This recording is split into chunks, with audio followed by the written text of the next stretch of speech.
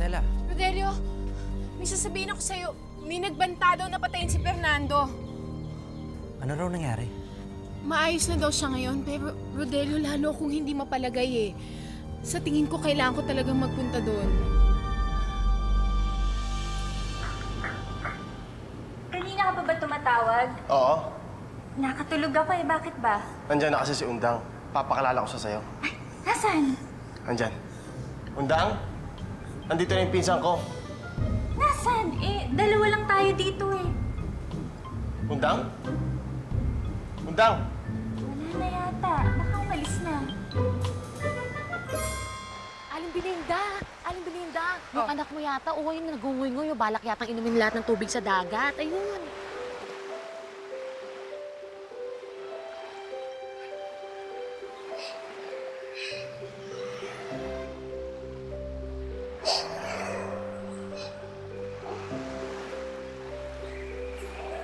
Gemma? Bakit, anak?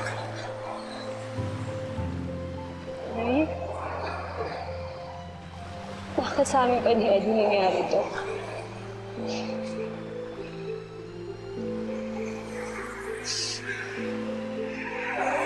Mabuti ba? Ngayon palang kalimutan mo na siya para huwag kang masyadong mahirapan. Nay, hindi naman ganun kadali yun eh. Kaya nga nagawa kong labagin ang gusto ninyo dahil mahal na mahal ko si Ed.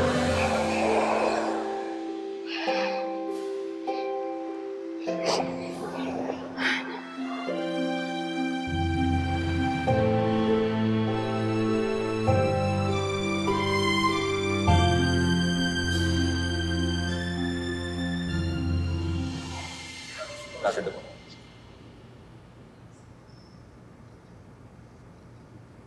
Oh, Mayor. Placido, sit down. Good morning po.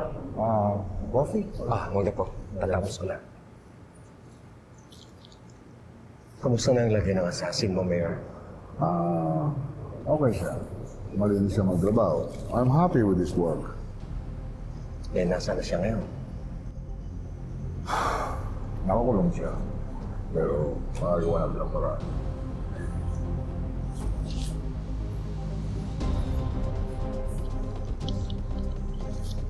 Oh, Mayor.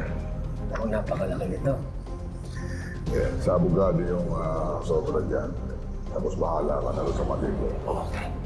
Paano, Mayor? Mauna na ako. Salamat, Placido. Ingat, ha?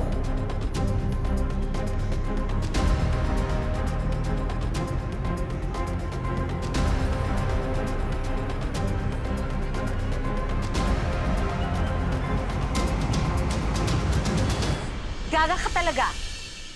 Eh bakit ka tumakas? Eh, kasi ho si Michael gusto ko ipakilala dun sa pinsan niya. Eh, di ba ho yung pinsan niya hindi naman bulag, nakakakita. Eh, di malalaman niya na kulay duhat ako. Oo nga pala. Hindi mo pa nga pala kasabot ang pinsan niya. Eh, mabubuking ka nga. Eh, yan naman ang sinasabi ko sa inyo, hindi kayo nag-iisip kayo talaga. Ewan ko ba sa inyo kung bakit gusto nyo nalalagay ako sa kahihiyan? Ano ko naman, slight lang. Hindi naman sagad. Sige nga, galingan mo yan, ha? Ay, Oo, hindi mo galing. Yan, yan. Dang. Ay, halika na. Alis na tayo. Teka, saan kayo pupunta? Pupunta po kami sa Maynila. Pupuntahan namin si Fernando. Aba, kung pupunta kayo sa Maynila, dapat magara ang suot ninyo. Makikipagkita kayo dun sa Prince. Di ba sa hotel nakatira yun? Aba, dapat bongga kayo. Tara, dali. Sumunod kayo sa akin. Dali. Amanda, may problema ba?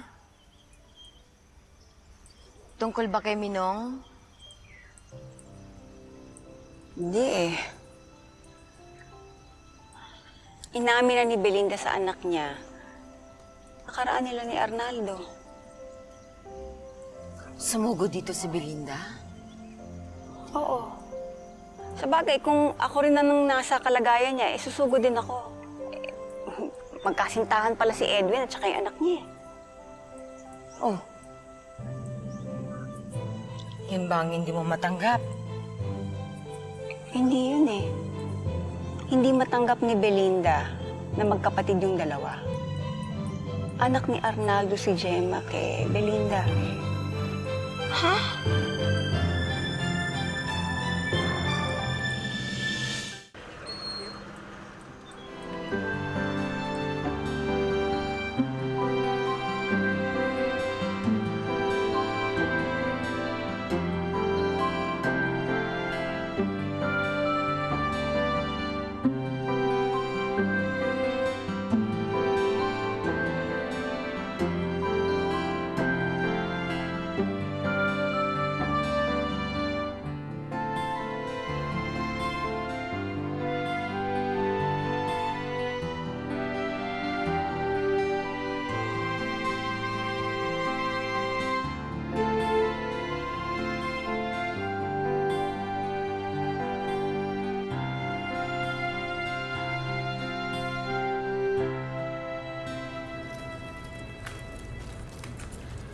And how's the investigation going on?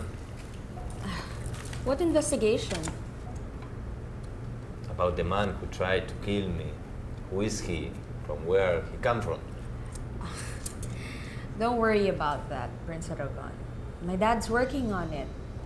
He's actually coordinating now with the authorities. You want? Yeah, later. I'm just wondering who tried to kill me. Prince Aragon, relax. The important thing now is you're safe. Okay?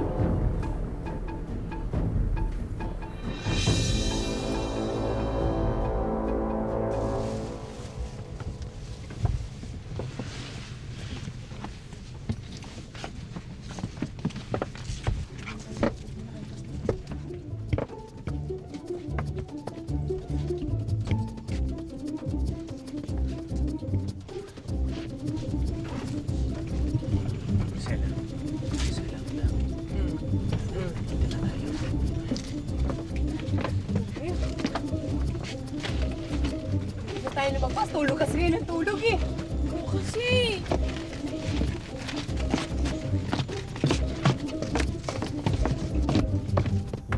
Tao po. Belinda? Dali.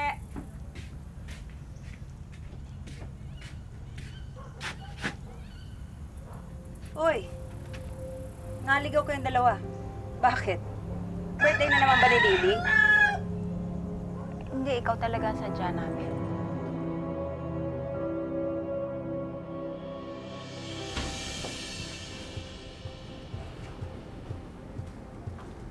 Rodelio! Ang ganda-ganda pala talaga ng hotel! Hayaan mo, Rosella. Pag yumaman ako, lagi kitang dadalhin sa ganito. Ay. Talaga? Ay, Rodelio, hayaan mo na lang si Fernando ang gumawa nun, no? Alam ko na, pumasok na tayo. Dali! Ano ka ba itong babaeng ko? Huwag kang atat. Mag-ayos ka muna. Tingnan mo nga yung itsura mo. Tingnan mo ako, oh. Baka magpagkamalang yaya kita. Eh, ang ganda-ganda ko pa naman.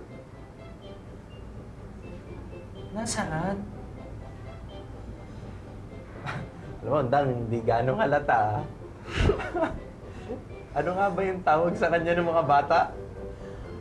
Bakla!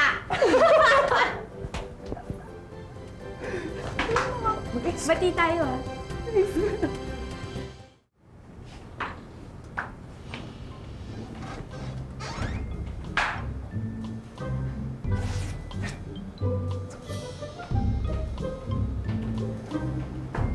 Excuse me po, ma'am. Saan po kayo? Dito. Hindi mo ba nakikita? Dito kami pupunta. Hindi po. Check-in po ba? Check-in? Bastos ka, ha? Sabihin niyo, gusto niya ako i-check-in. Alam ko ibig sabihin, no? Gusto mo ako i-motel. Bakit gusto mo ako i-motel? Sinabi ba yan?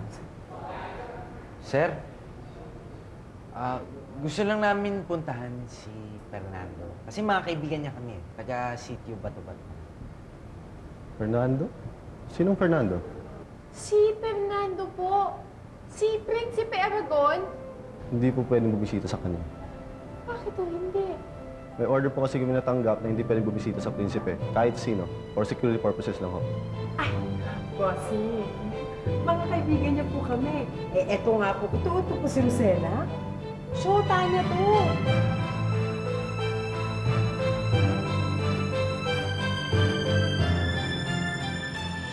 Ano ba to, Amanda? Gantihan? Sinusugod mo yung bahay ko dahil sumugod ako sa bahay ninyo? Hindi naman. Gusto ko kasi pag-usapan natin yung mga bata eh. Hindi na kailangan. Mag-aaksaya lang tayo ng laway. Apektado na kasi talaga yung anak ko eh. Bakit? Palagay mo yung anak ko hindi? Anong palagay mo sa anak ko? Manhid? Belinda, hindi naman gano'n ang pagkakasabi ni Amanda. Uy, marunong ka palang magsalita. Akala ko tatanghod ka lang dyan.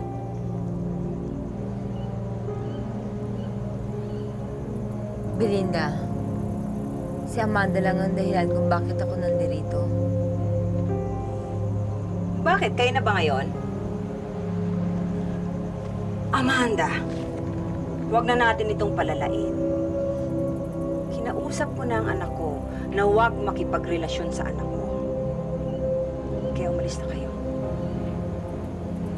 Sa susunod na gusto ninyong harapin ko kayo ng maayos, pagdala kayo ng agwa ni Pataranta. Anak nang naman, pambihirang buhay naman to. Ang lahi-lahi ng biniyahin natin, muntik pa ako makatapak ng tae. Tapos hindi tayo mapapasukin. Hindi mo ba sila pwedeng kausapin ulit, Rodelio? Sela, kung yung dating Fernando siguro, walang problema. Pero iba na rin yung sitwasyon ngayon. Prinsipe na siya. Tapos nalagay pa sa alanganin yung buhay niya. Kaya siguro, natural lang yun na mahigpit yung seguridad nila dito ngayon. Ibig mo bang sabihin, Rodelio, kahit shota niya tong si Rosella, hindi tayo papasukin? Eh, yun naman ang sabihin, di ba? Kahit sino daw, hindi pwedeng pumasok. Grabe naman, ang selan! Paano na yan? Dito lang tayo? Ayoko pang umuwi.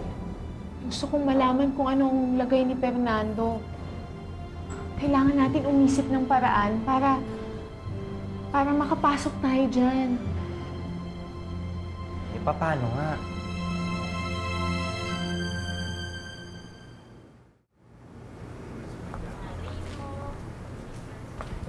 Miss, sarado na. Si Mayor ko kaya pwede mo kausap? Wala siya rito. Tsaka ba't mo lang siya hanapin kung kailang gabi na? Wala rin sa bahay niya si Mayor. Nasa Maynila siya. At hindi pa alam kung kailan ang balik.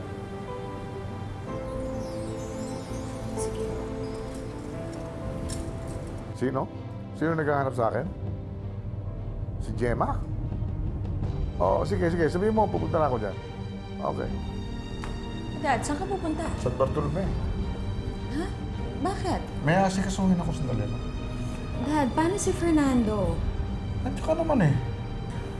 Mas maganda eh, para maging mas close kayo, ikaw. You know what would make me happy? Kung makapag-aasawa ka ng prinsipe. Kapitan! Kapitan! Kapitan!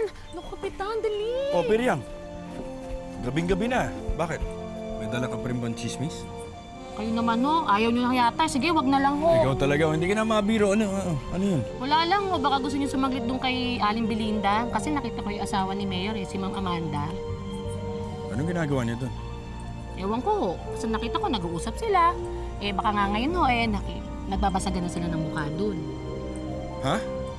Kaya puntahan nyo na, ho, doon. Baka mamaya nakabalagta na yun. Sige na, ho, Kapitan.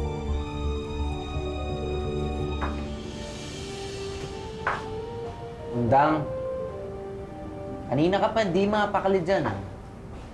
Ano ba nangyayari sa'yo? Eh, kasi nag-iisip ako ng paraan kung paano tayo makakapasok dyan. May naisip ka na ba? Wala pa nga eh.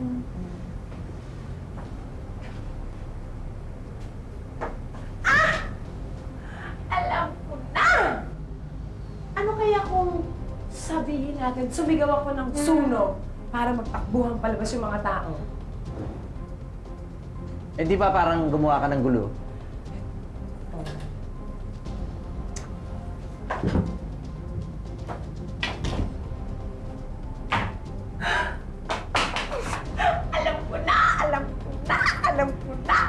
gagawin natin?